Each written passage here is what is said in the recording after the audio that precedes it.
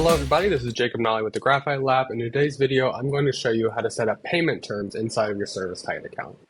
So today I'm in our settings and I've gone over here and I'm in invoicing payment terms, and this is our payment terms section. In order to set up a payment term, obviously you'll have your payment term set up here, but let's say you want to set up a net 30 payment term. So the way that you can do that is go ahead and click here to create a payment term.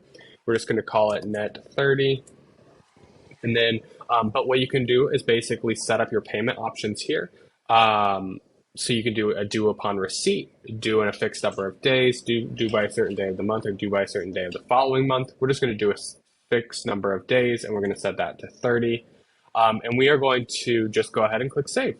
So you'll see what we've done here is we've created our new net 30 item here. Same with our net 15. So let's say we want to come in here and do a net 15. So we'll call this one net 15.